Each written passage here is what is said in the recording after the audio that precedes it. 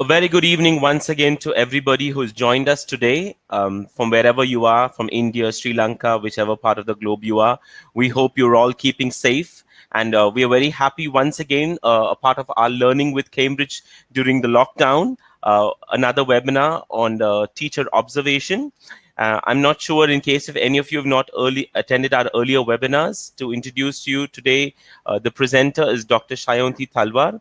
Shyaonti is one of our most senior and experienced presenters for Cambridge Assessment English. She does a lot of material workshops for us, a lot of teacher support programs for us, as well as a lot of webinars. So we're very happy once again to have Shyaonti with us.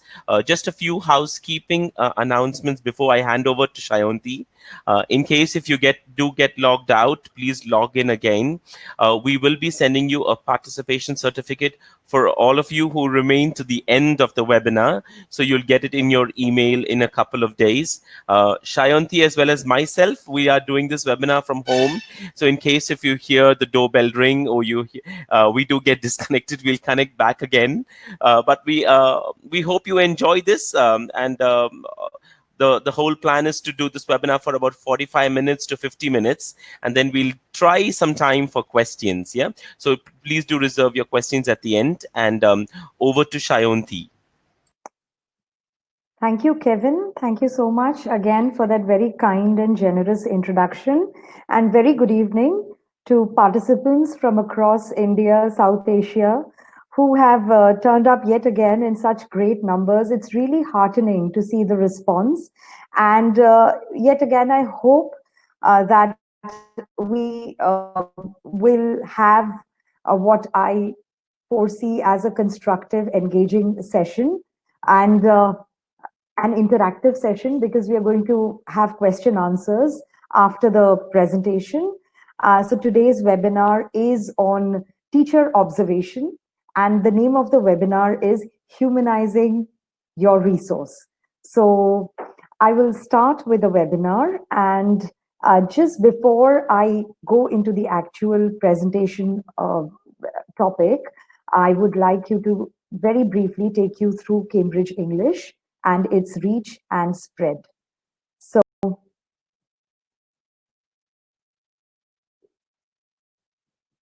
right. So I'm assuming that many of you have attended Cambridge Assessment webinars earlier, but just to take you quickly through Cambridge Assessment English, we are into exams, English proficiency exams, and Cambridge has a formidable presence globally. And these are some numbers, some figures for you, just to give you an idea of the reach and spread of Cambridge English. So you can see that there are over 60 million exams and tests that have been taken till date. And Cambridge English is operative in 130 countries of the world with more than around 2,800 exam centers. It supports over 20 million digital learners, and Cambridge exams are recognized officially and globally by 20,000 organizations across the world. Cambridge English exams are taken by over 50,000 schools, and on an average, around 5.5 million qualifications and tests are taken every year. So that's the reach and spread of Cambridge English exams. Right. So to give you an overview of today's webinar, we can say that today's webinar is divided into two parts. The first part will focus on understanding the teacher, and the second part will try and understand what teacher observation is all about. So why teacher observation is relevant today? What is teacher observation actually? Is it what we normally understand as teacher observation, or is there more to it? And how do we go about teacher observation? And finally, it'll wrap up by looking at the takeaways. So that's the structure of today's presentation. So first, in understanding the teacher, let's first understand who is a teacher. What has a teacher traditionally meant? So, the teacher traditionally has always been a highly venerated, a highly respected person, someone who is held in very high esteem.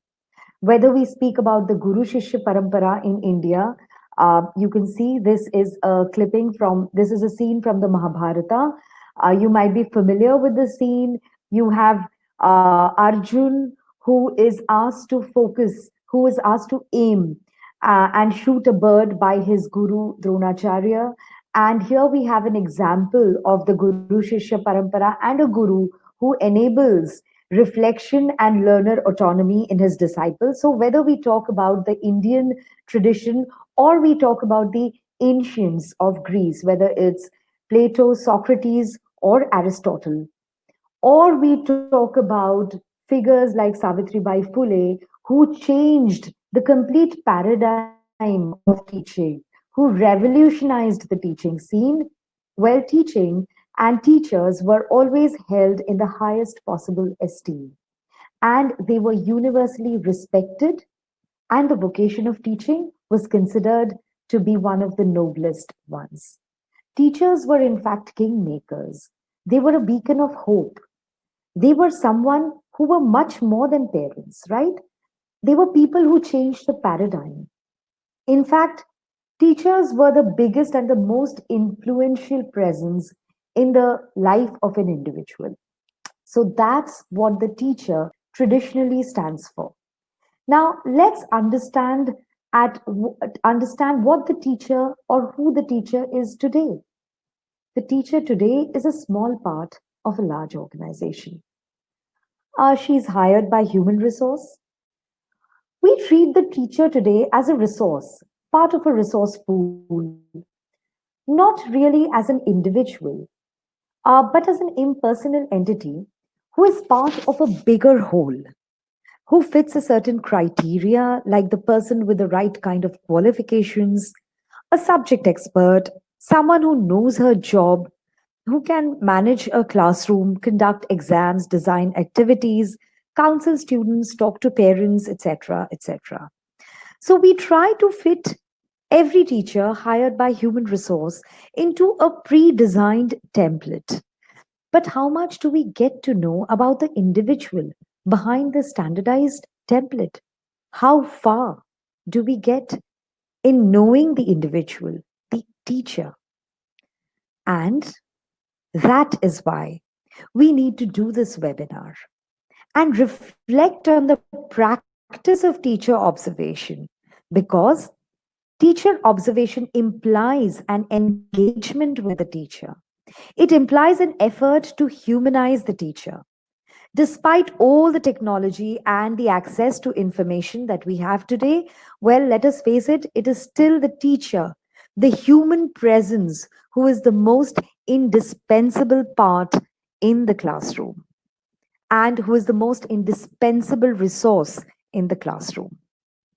So, there are two major reasons behind teacher observation. One is to initiate an engagement, and the other is to humanize the teacher, to humanize the so called resource. So, what is teacher observation? Well, usually teacher observation is interchangeably used with the word monitoring. So often we speak of teacher monitoring, monitoring the teacher rather than observing the teacher. Now, what does monitoring imply? Monitoring implies notions of evaluation, assessment, vetting. Again, making sure whether the teacher is a neat fit into the organizational template. But teacher observation actually entails a lot more. And it ought to suggest a lot more too. It ought to first of all imply getting to know your resource better, getting to know the teacher as a human being. So the first step in teacher observation is getting to know the teacher, ice breaking, breaking the ice with the teacher. We normally break the ice with students. We never think about breaking the ice with the teacher. It is important that we understand and we acknowledge our teachers as human beings. So after getting to know the teacher, we come to acknowledging the teacher. And what does acknowledging the teacher mean? Well, to acknowledge them as human beings is to accept that just like a teacher has her strengths, she will also have her shortcomings. Because all humans are flawed and being imperfect is beautiful. It also means that there's room for more, there's room for growth, for development, there's scope to evolve, there's the possibility of growing, of maturing, of blossoming. And that can be possible only when, along with the observer, the teacher too looks at observation and understands it. So she has to look at the whole process of observation and understand it for what it is. She need not be intimidated by it or be wary or leery of it, but understand it as a necessary and indispensable part of her growth and her opportunity to learn from each other.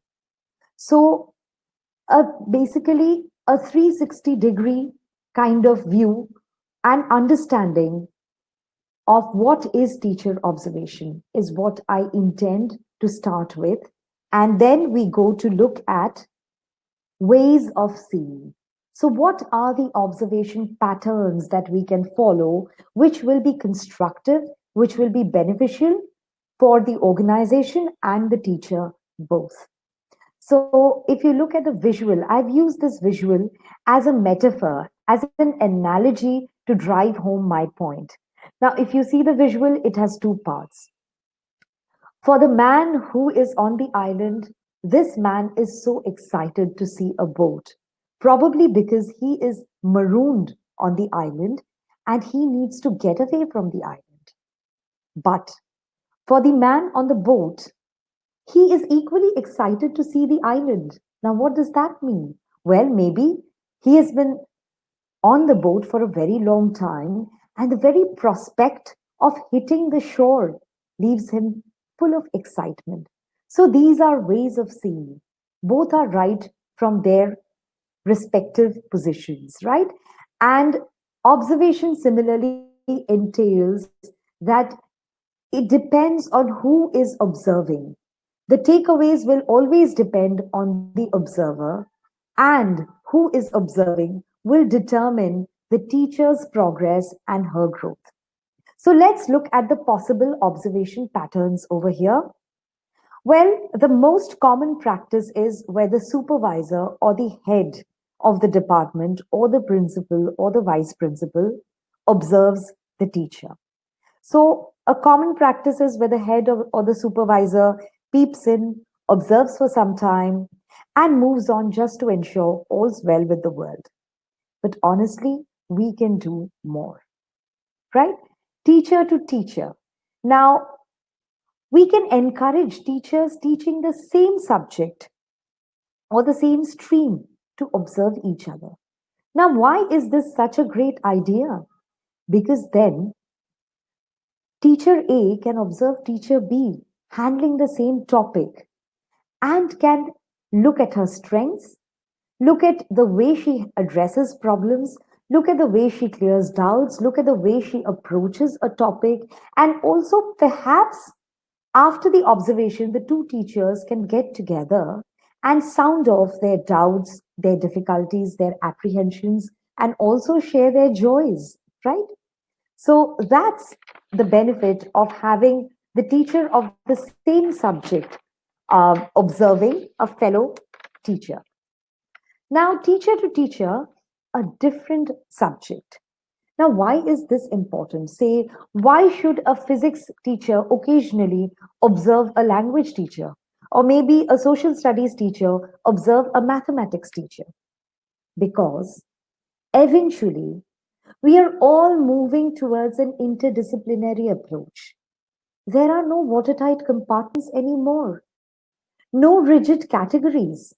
You have historians today using metallurgical and scientific evidence to talk about mass migrations. You have economists working with scientists and mathematicians to come up with growth and sustenance models. You have humanities scholars working with environmentalists. And of course, you have IT or artificial intelligence taking everything in its way. So it is an extremely good practice to have an interdisciplinary environment in your organization where teachers come to know what their colleagues in other fields are doing. They come to know what a subject is all about. They are familiarized with another discipline.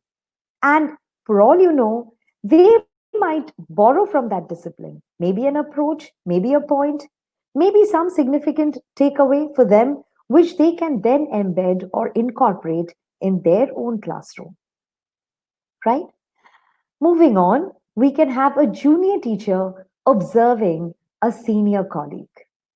Now, this could be seen as an opportunity for the junior colleague to learn from the senior colleague. And at the same time, the junior colleague can also offer feedback to the senior colleague, thus turning the workplace into a truly democratic space. So, what is truly democratic? Where juniors can offer feedback without any inhibitions to their seniors. Also, maybe a junior colleague could be more tech savvy, they could be more innovative, they could bring more energy into the classroom, and they could probably be more forthcoming and proactive in offering assistance, right?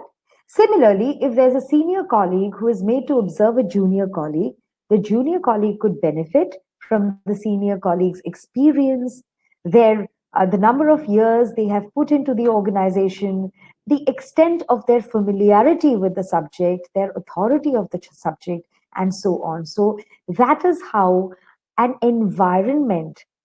with environment of mutual respect can be encouraged. We can have a special observer also. Who is a special observer? A special observer would be a specially qualified and a dedicated teacher educator who can be hired and given the task of observing teachers. Their skill sets, their experience, and their expertise will surely add value to the development of teachers. Moving on, the last one, and I think it's a very, very significant and very effective observation pattern, which is self observation. Now, this is where the teacher observes herself. How do we make this happen? We do a video shooting of the teacher's sessions once in a while and delayed viewing by the teacher, followed by self reflection. Now, why is this so effective? Because I might be I might have an impression that I'm a fabulous teacher. I have a great rapport going with the students. I have a tremendously effective classroom presence. I know my subject very well. I bring good energy in the classroom. I am wonderful with my teaching learning resources. But there could be areas like maybe my whiteboard management is not that good, or maybe I'm not that tech savvy, or perhaps I tend to favor one set of learners to the other. It could be anything. Now, a video shooting will put it on record and I can go through it later, where I don't have to necessarily experience the maybe sometimes some teachers might find it embarrassing to be observed by others. So there is no embarrassment because I am looking at my own performance in the classroom, right? And that is when I come to know, oh, is this the way I talk in the classroom? Well, I need to change this. Or wasn't that too fast for the learners? Oh, well, here I skipped a question. I don't think I paid too much attention to what that learner was saying. Oh my God, look at my handwriting on the whiteboard. So there could be so many features, so many elements that could come up in a video recording, right? And that is why I personally feel that self observation and self reflection are extremely effective. So these were some of the observation patterns, ways of seeing the teacher, right? Now, of course, the next important thing is observation parameters. We have to decide when we observe the teacher or when we are looking at our performance in the classroom, what are the things that we are going to observe, right? So we have to set parameters. And These are some of the parameters. You can have your own. Every organization evolves their own observation parameters. I'm here to share a few with you. So I think the first and the most important parameter is that to what extent is the teacher a human being in the classroom? Besides her IQ, the teacher needs to have a very strong EQ too, which enables her to connect with her learners, right? So, under this parameter, you can have areas like the teacher's classroom presence, the kind of rapport she builds with her students, her interaction with her students. Is it just one sided where the teacher is talking to the students, or does she allow the students to talk to her? Is it only the teacher who gives feedback, who offers consolidation, who is eager to explain concepts? Or is it also the students? Does she nominate students in giving feedback, in complimenting, or in asking questions, or in wanting their doubts clarified, right? So, to what extent does the teacher treat her students as human beings, not as one homogeneous whole, but as individuals with different learning and acquisition levels? So, which will determine her interaction patterns. Then the teacher's fairness. Is she impartial, or does she favor one section of the classroom? What is her body language like? Right? Is she facing one, is she veering towards one half of the classroom too much?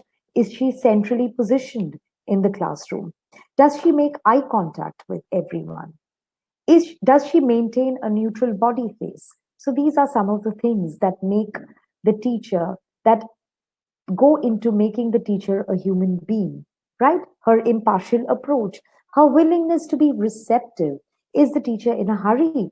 Or does she show patience? Does she stop to address queries? Does she stop to consolidate? So, all of these will come in your first parameter of the teacher as a human being. The next one is, yeah, also in the teacher as a human being, I think important is whether the teacher is able to personalize her teaching, right?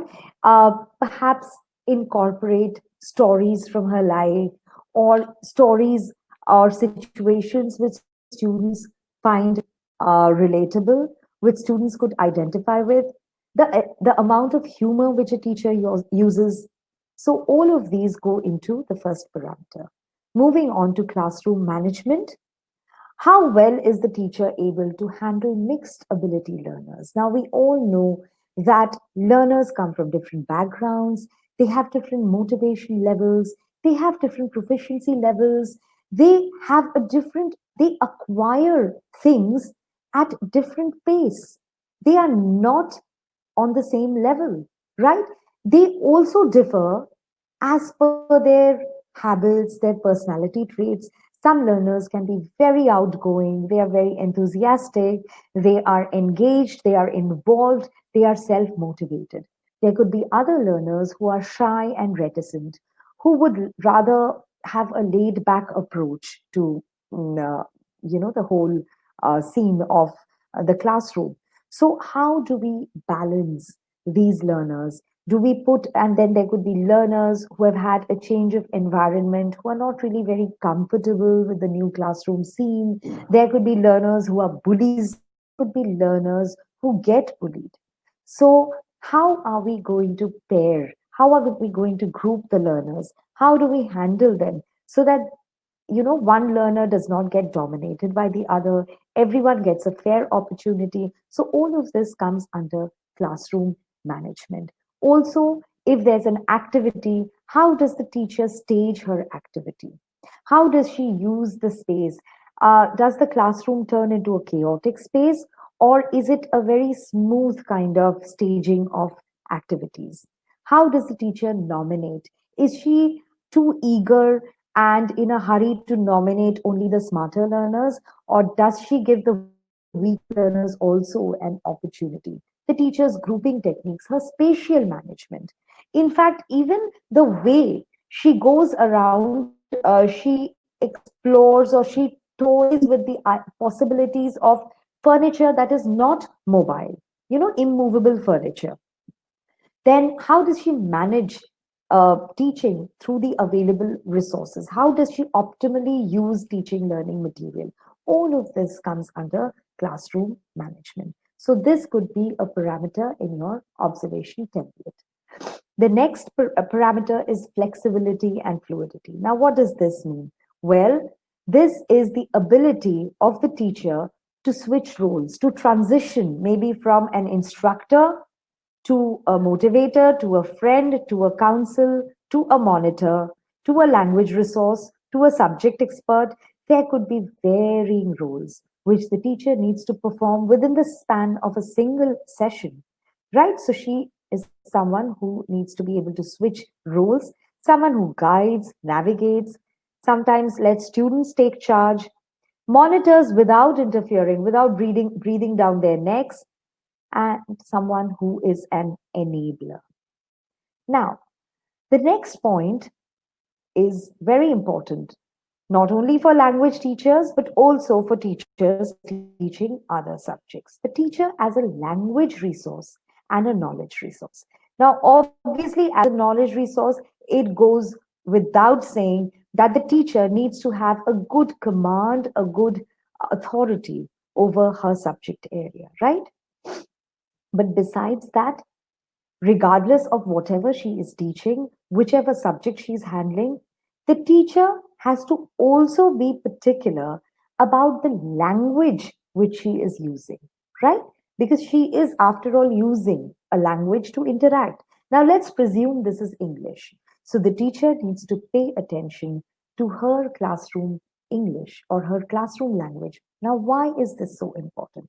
Because as teachers, we are role models for our students. Our students emulate us, right? So, whatever language we use, whatever language we use, whatever language we use in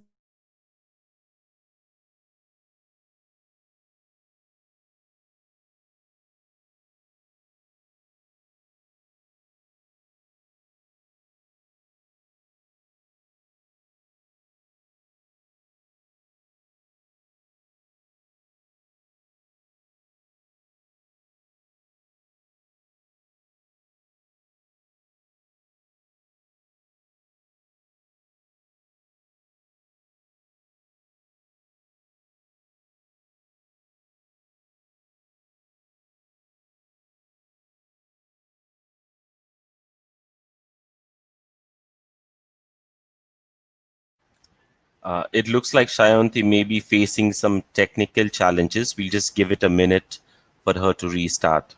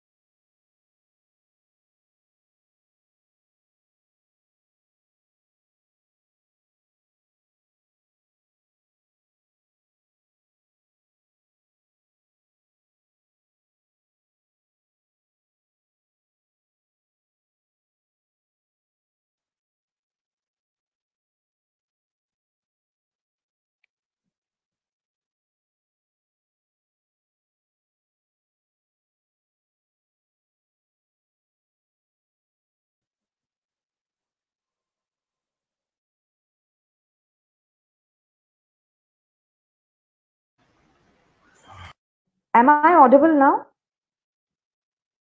Yes, yes, Shayanti, yes. Okay, great. Sorry, I lost connection at my end. I'm so sorry about that. No problem. Right, Yeah. right, right. All right. So, yeah, so continuing with what I was saying, that the teacher as language and knowledge resource. Now, by language, I do not refer only to the accuracy of language. By language, I also mean how polite is the teacher. There are teachers who could talk down to students without realizing that they are actually doing it. It happens all the time, right? So whether the teacher is polite, whether she uses motivating language to encourage her learners, to create a positive kind of environment, to build optimism in her learners, then the level of clarity which she has. Now, teachers can a teacher can be very proficient with her language, but perhaps she is not very clear. Especially maybe when it comes to giving instructions or when it comes to giving feedback, she might be using circumlocutory language, very long phrases, ambiguous words, and leaving her learners in the dark. So that could also be an impediment in the classroom, right? Then, how sensitive is the teacher's language when she goes about correcting errors, uh, and giving constructive, offering constructive criticism to her learners. Then also the whole area of checking concepts. So it's not enough just to deliver a concept or to convey a concept, but also it's also important that the teacher follows it up with the right kind of comprehension check questions, CCQs as they are called. So is the language of checking and understanding how much the learner has retained, how much the learner has understood accurate, right? Then, how well does the teacher consolidate a topic?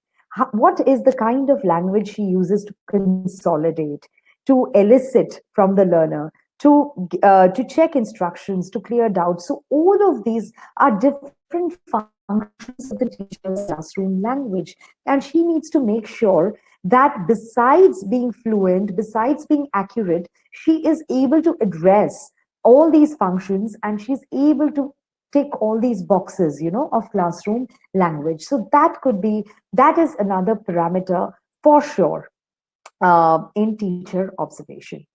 The next parameter could be planning. Now, what does this mean? Well, planning would mean the pragmatism of the lesson plan, right?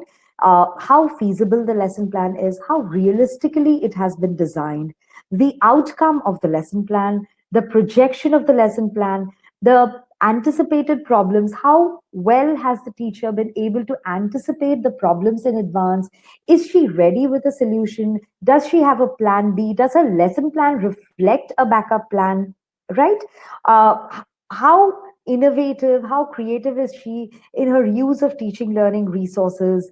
And then, of course, her personal growth chart, her personal, there has to be a personal aim too in the lesson plan. Like, for example, a teacher might want to improve her board work. So, does that get reflected in her lesson plan, that she's also paying attention to herself? It's not all about the learner, it's also about the teacher. Or perhaps the teacher has a tell, or maybe she's always very rushed, or maybe she forgets to use ICT, so does the lesson plan have a box which says that, yes, this is my personal aim, and in this session I'd like to pay attention to this as well, besides the learner outcomes and the main aim and the sub aim of my lesson plan? So that would mean the plan. And to what extent is she able to deliver her plan? Because if the planning is flawless, if the planning is meticulous, I would say the implementation is flawless, right? So that goes for planning. And then the next parameter would be the strengths. Now, we have to remember, if you remember when I spoke about what is teacher observation, we have to remember that teacher observation is not only about observing a teacher because, well, we just have to make sure that she's doing the things we need her to do. No, it is also about identifying a teacher's strengths, a teacher's own unique individual strengths, her innovations, the things she brings into the classroom, which maybe another teacher doesn't, because every teacher is unique and every teacher is different, right? So, observation over here, this parameter would also mean that one needs to capitalize on the teacher's strengths, and that has to be done by identifying her strengths, and which can be then shared with her colleagues, setting that teacher as an example.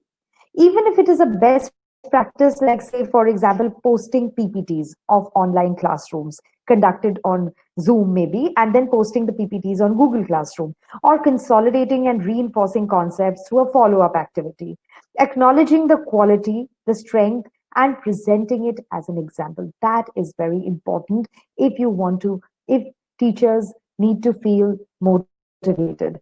Now, in this whole COVID 19 situation, my son's school, school, of course, it shut down, and his classes were being conducted on Zoom. And I had the, I think, invaluable opportunity of observing his teachers. And I realized that every teacher of his has her own unique best practice, and every teacher would do something different. So there was one teacher who, in her presentation during the classroom itself, she had a lot of questions. So she had concept check questions after at every stage. And then what she'd do is she'd unmute her students for a bit, and she would allow them to respond to those concept check questions. That would help her to gauge whether her students have understood a particular concept. So this is something which teacher A did. Teacher B had the habit of always posting her presentation on Google Classroom after a Zoom classroom, so that it's on record and the students can refer to it for an assignment. This was teacher B. Teacher C had a practice where she would immediately send a very, very short MCQ type of test on Google Forms, uh, perhaps with just 5 or 7 questions, to check the key concepts which she had delivered during her session, and just to gauge whether the students have understood. So, teacher A, teacher B, teacher C, each of them had a different kind of practice which they brought into the classroom. Now, with teacher observation, what happens is, and when teacher A was not doing what teacher B was doing, and teacher B was not doing what teacher C was doing, that's the interesting part. So, teacher observation will help us pull in all these best practices and figure out some common best practices, and that is what I mean by humanizing your resource. Because we have to understand that the teacher goes beyond the template. There could be so many things, so many tiny, tiny little things which she might be doing every day, and which might be adding a lot of value to her class, and which the students might find enjoyable, beneficial, advantageous, and constructive. Right? So that's the parameter of strengths. So noting down any particular strength or innovation or best practice which the teacher brings into her classroom. Finally, the last parameter, not the last, there could be many, but the last from my side will be the action points. Now, we'll not call them shortcomings because that has a negative ring to it. We'll call them action points. Action points are points where which refer to areas which the teacher needs to work on, right? So these can be brought to the notice of the teacher in a very objective manner. There's nothing personal about it. No one has to take it personally, right? And this can be enabled. This feedback can be enabled through peer observation or self-reflection. Self-reflection is the best possible way to go about this, where the teacher is urged to reflect and state what went well, what could have gone better, making her revisit each stage, recollect mentally, fill up a self-reflection sheet, and maintaining a dossier, so that the observer elicits from the teacher rather than the observer telling the teacher, which obviously brings me to my next point, which is on ways of observing, how to go about observing, right? So these are some of the some tips which I want to share with you. That first of all, when you are setting about teacher observation, do not think of observing, do not go about observing the teacher on all possible parameters, because that's too much of an ask, right? You'll be distracted, the teacher will be under pressure, and nothing will come out of the observation. So a good idea is to have select parameters.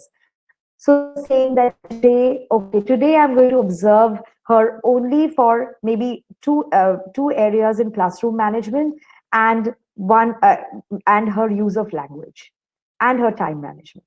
So not everything, just three or four select things, because I've already shared with you the possible parameters of observation, which is quite exhaustive.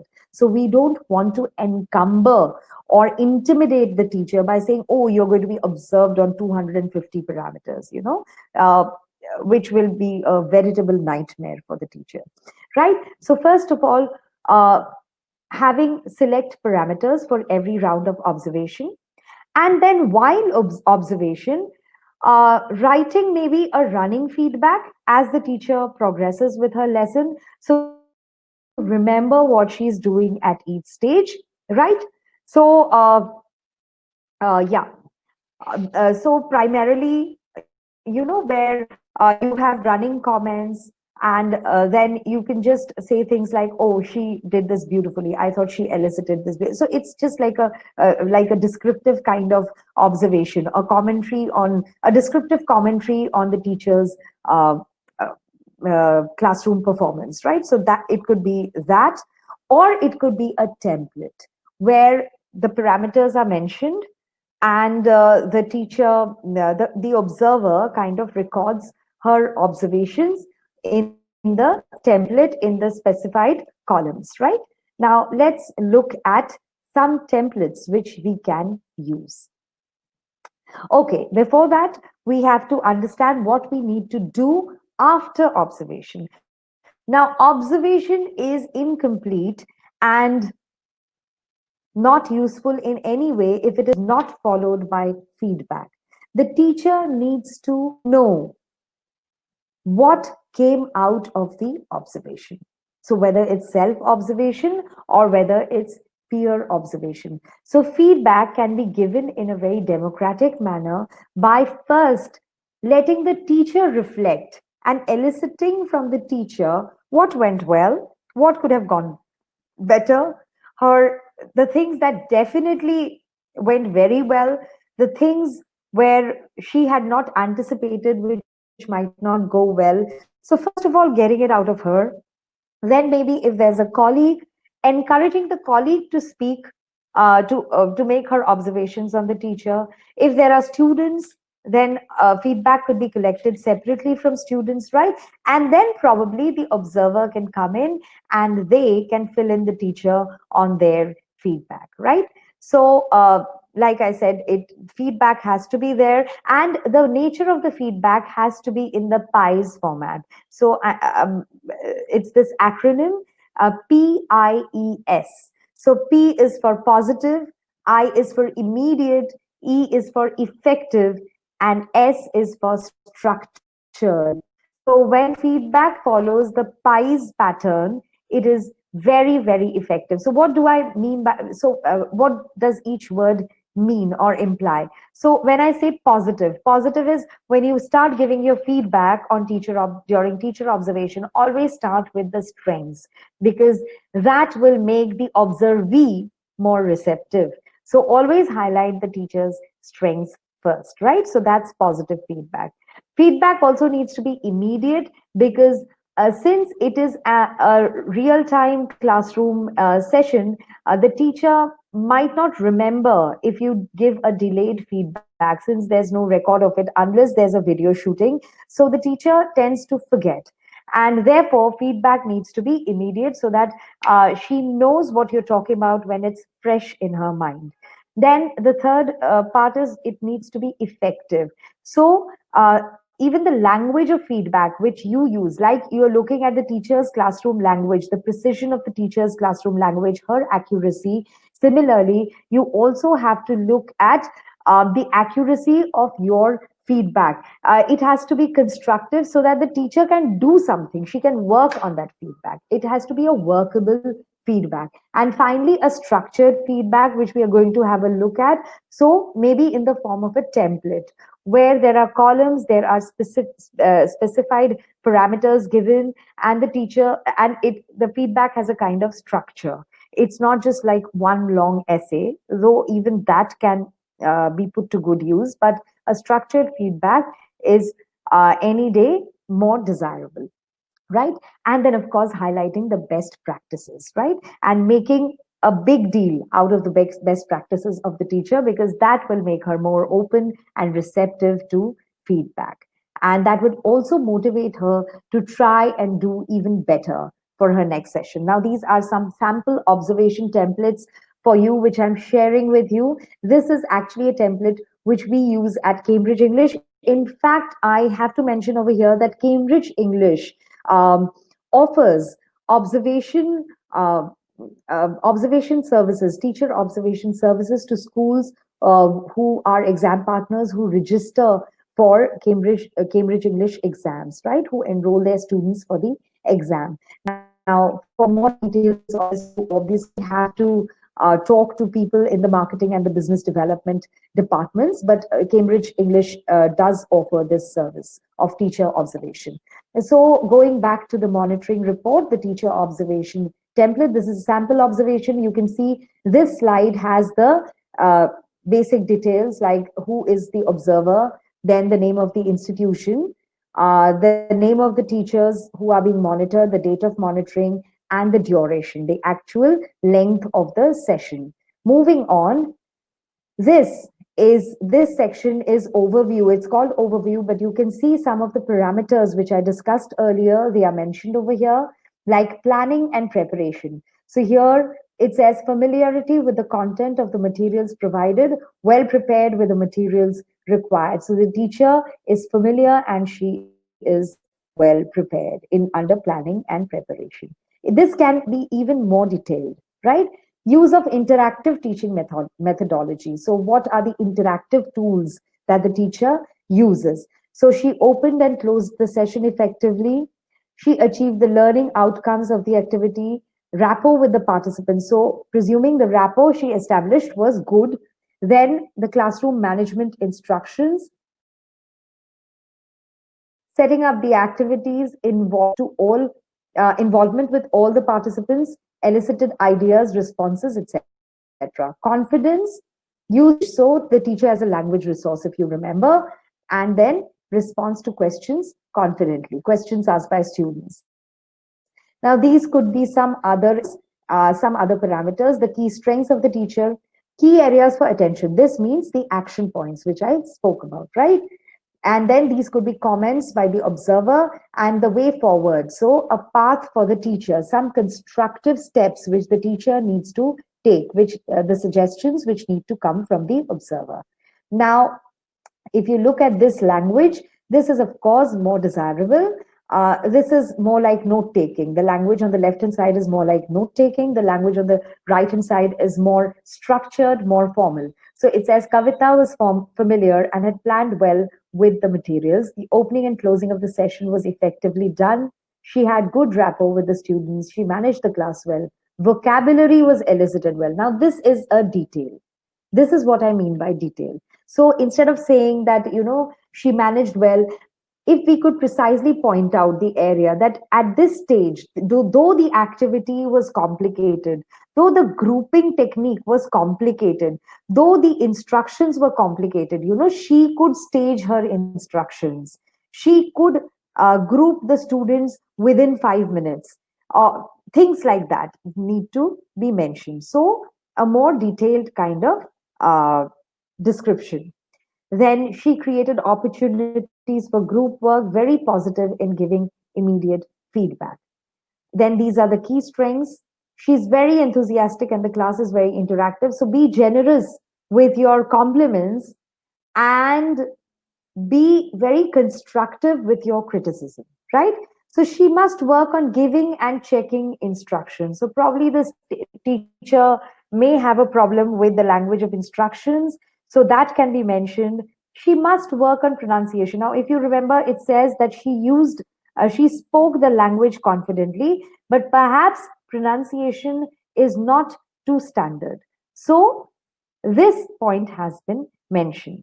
So it is great if even some examples can be mentioned. Like, for example, maybe instead of saying measure, she says measure or something like that. That could make it more precise.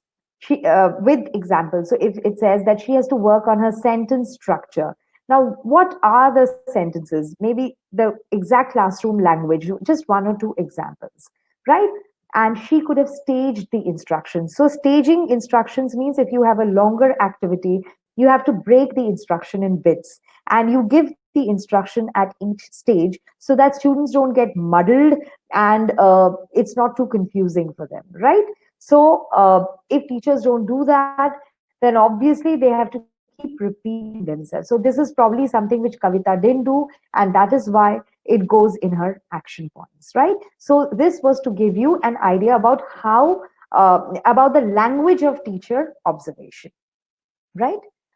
Then key areas for yeah, this is a repeat and comments of the review. So the teacher has a very positive attitude and is open to receive feedback, right? So the teacher is receptive. She's receptive to suggestions, to criticism, to compliments, and that is what goes in the observer's remarks.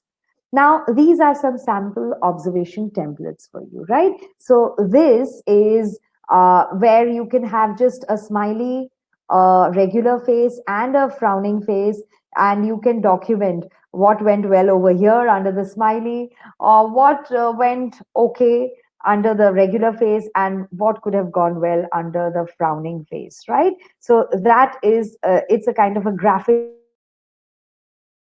template which goes on the basis of these faces, and it's very clear to the observee what went well and what could have gone better, right? A verbal version of the graphic template would be where you write the stages and you actually write what went well, what could have gone better, and you suggest action points, right? So this could be used as a self reflection and as an evaluation sheet. So it could be used by the teacher and it could also be used by the observer. Right? So the teacher can also do it as a self reflection sheet later or immediately after her session or later when she is watching a recording of her session and she is filling in a template, right? So finally, the takeaways from teacher observation. Well, it acquaints teachers with the strengths of each other. Like I said, if same subject teachers are watching each other, or if it's different subject teachers who are observing each other, definitely they stand to benefit, right? Because they come to know about each other's best practices and innovative techniques and the little things they do in the classroom, which brings value to their teaching, right? Then if the teacher knows that she is being observed, that someone is taking the pains to sit through her classes, it is going to definitely motivate the teacher and prepare and make her plan and prepare better because she is being treated as a worthwhile human being, a human being who is worthwhile of investing in. So uh, with that spirit, the teacher also becomes more enthusiastic and she goes that extra mile to prepare herself, right? It puts onus on the observer. Now, observation is not a passive activity. The observer has to be engaged throughout. Just like the teacher, the observer is also equally responsible. Like the teacher is responsible and she's on her toes, she is very alert and she wants to deliver and be at her very best. So does the observer, right? The observer is also engaged at all times. The observer has to and, observe minutely, look for details, and document everything in the template. So it also is about being responsible in the position of an observer, keeping your biases and your prejudices aside, and being very fair and objective in your observation, right? And these are, of course, transferable skills. The skills that you acquire observing and being observed are transferable to your classroom, right? Because as an observer, you're not only observing the teacher, you're also observing what the learners are doing, which means that you maybe in your own classroom when you are in action, you're not completely aware all the time of the things that learners are doing. But as a person who is sitting in a corner of the classroom, in an inconspicuous way, you have a better chance of observing learner patterns, learner behavior, interaction patterns, the teacher learner dynamics, and so on and so forth, right? Then it creates a platform for teachers, because if there's this practice of teachers observing each other, it creates a very healthy work environment, and teachers come together on a common platform to share common concerns, to share common best practices, to share their apprehensions and their joys. It's of course an opportunity to celebrate best practices, which I have already spoken about. It ensures continuous growth of both the observer and the teacher, right? And it instills belief and self confidence in the teacher and also in the observer, because even observation is a task which demands a lot of seriousness, a lot of responsibility, and therefore both the teacher and the observer become more responsible, they become more serious, and they are also more motivated, right? So these are some takeaways from teacher observation. And now I am ready to take questions in the form of chats, in the chat box, in the chats that you have typed. If you have any questions, please start with your questions. We can take some questions. Um, and that brings me to the end of my webinar as well. So thank you so much for being so patient. And if you have any further inquiries about Cambridge English exams or about teacher observation services, you can write to these mail IDs. You can drop a mail to these email IDs. Thank you, Dr. Shyaonti. Thank you very much for this. It was quite a very, very good session. So if I could just request the participant just to refrain from thank yous and asking about certificates. If you have any pertinent questions, you can just maybe ask them here. So maybe Shyaonti, you can take a few. I think somebody was asking, how often do you suggest to have the teacher's observation so that the teachers do not feel uncomfortable and the real scenario can also be depicted at the same time? So Pradeep has asked that. So would you have an answer? Right. So actually, it all depends on who is observing, also. If you remember that I spoke about ways of seeing. So if it's the head, and if the head doesn't have too many classes, so observation can happen on a daily basis also, especially during the induction period, or perhaps twice a week or thrice a week. If it's fellow teachers, there could be their timetables could be worked out in such a manner that teachers get to observe each other at least once a week. Once a week is definitely something I will strongly recommend, right? And then of course it could happen for a period of 2 or 3 months, and then of course it could go down, the frequency could go down. Or it could also if you're getting a special observer like a teacher educator or someone, then of course it depends on the kind of contract which the school enters with the educator, right? So it can be on a daily basis. Obviously all teachers can't be observed on a daily basis, so it could be the observer could come on a daily basis, but she could observe maybe teachers twice a week, right? Or maybe once a week, so that the teacher also gets time to prepare, to plan, and then to reflect on what went well. But I think ideally it should be 2 or 3 times a week if we are looking at taking observation seriously. I think somebody has asked, how do you, sorry, Shaindi, I think somebody has asked, how Yeah. do you manage with mediocre and advanced learners? Right. So you see, every class will have mixed ability learners, and depending on what your learning outcome is, what is it that you envision to achieve out of that stage in your lesson, you have to group them accordingly. So whenever you group them, just make sure that you delegate particular responsibilities to members of each group. So, for example, if in a group you have strong and weak learners, for a change, maybe if it's a very strong learner, and if the learner is extremely talkative and extroverted, you could probably make that learner the reporter, so that the learner doesn't have anything to do except write down and document. So that will keep that learner in check. And maybe it will, and you can make someone else the team leader. so that a learner who is normally shy or reticent is gets that opportunity to come up and take charge and kind of be a little more responsible.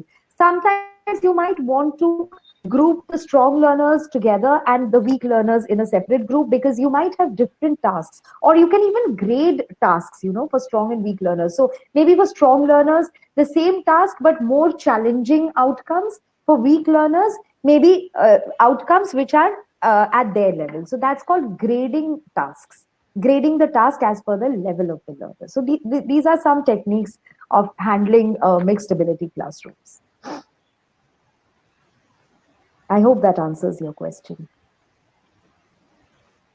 Shayanti, another interesting question. Do you Mhm. think the learner is not affected that their teacher is being observed? uh, do you think that the learner is not affected, that they no, in fact, if the learner sees that in every class the teacher is in every class the teacher is being observed, and if it's made clear to the learners that these are the reasons why the teacher is being observed, because we want to have a collection of best practices, we want to see how each teacher manages her classroom. And if it's a tradition of the school, there are so many schools where in each class there are two teachers, there's an assisting teacher. So if there's a teacher observer who comes off and on, it shouldn't be out of the place for learners. They can be sensitized to this practice. Okay, I think I did notice an interesting question, but it just went away. I can't read it. But the gist of Okay. the question was, how do you deal with teachers who have a lot of experience? So how do you deal with them when to give them feedback? I think that's a good Right. one. So I think that is why I said self observation. That's a very effective way. In fact, I have been in those shoes, in the observer's shoes, where I have had to observe very senior teachers. And I think I felt that the best thing that worked with them was recording their sessions and having them fill out the templates, because maybe these are the areas which could come under their action points. So you just put in leading phrases.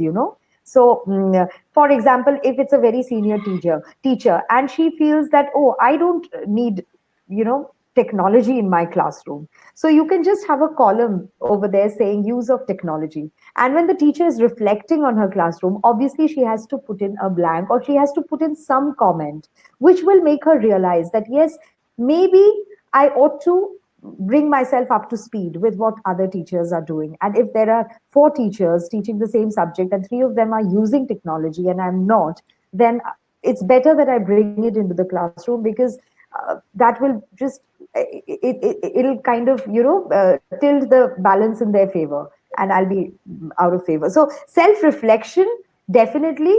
And then sometimes maybe uh, a colleague, maybe not but with senior teachers, I think even a teacher educator might help, who is from outside the organization. So maybe a colleague may not work, or may not be that effective, because senior teachers, they get into their comfort zone and they think we've been there, done that, and there's no scope for learning more. So it could be a teacher educator from outside, but I will still say self reflection uh, works very well with senior teachers. Yeah. But I will still say self-reflection works very well with senior teachers. I think another interesting question Mhm. I think is like, so do you need to give them advance notice for teacher observation, or do you go just like without any prior information? What is more effective? So it all depends on the school's culture. If the school has a culture of teacher observation, obviously the teachers will know that they will be expecting, these sudden observations once or twice a week. If the school is setting out to start observing teachers, if it's embarking on this practice, on this journey of teacher observation, then I'd say then it's better that you give them a heads up, because after all, you are not trying to catch your teachers unawares. You're not trying to catch them on their wrong foot. So if teachers are told that they are going to be observed well in advance, it will pep them up, it will help them prepare. motivate them to plan and prepare. And then if they know, okay, this is something which is happening to all teachers, it's not only me under the radar, it's with everyone, they'll be more open to the idea.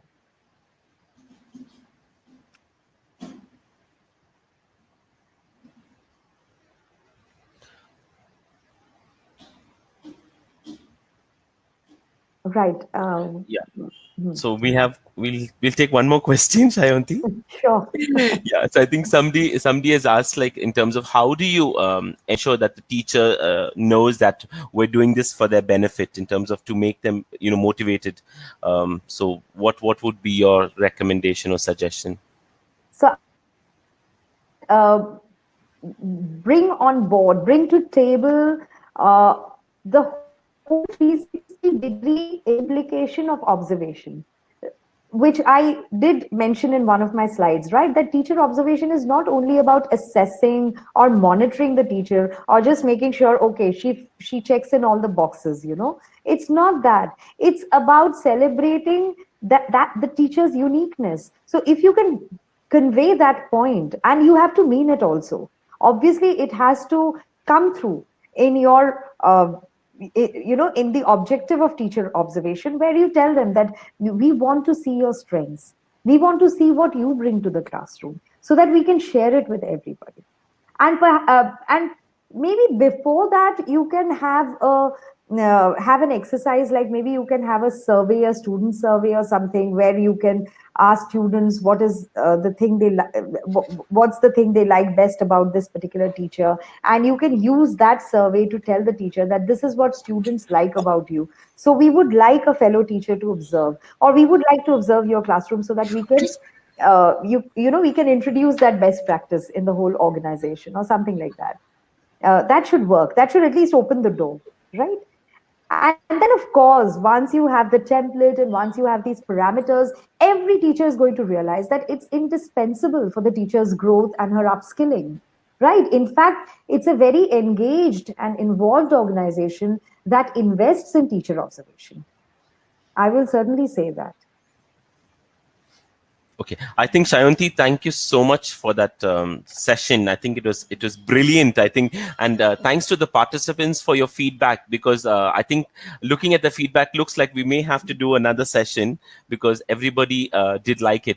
What I would recommend is that we will send you the presentation, as well as you can go through the whole webinar once again from your home at some time. Let it sink in. Go through the slides. I'm sure you may have made some notes of what Shyaonti had said. Let it sink in, so that you get to see what was shared in every slide, and then see how you want to take it forward. I'm sure you'd have to talk to your management, talk to your teacher, see how you want to implement this. But if you need any more details in terms of, as Shyaonti said, that schools that partner with Cambridge and offer these exams as a part of the curriculum, we do help them with teacher observation. So where we send somebody to their school for 3 days, observe the teachers, give them feedback. So if you need more details about that, there's this email IDs which is there on your screen.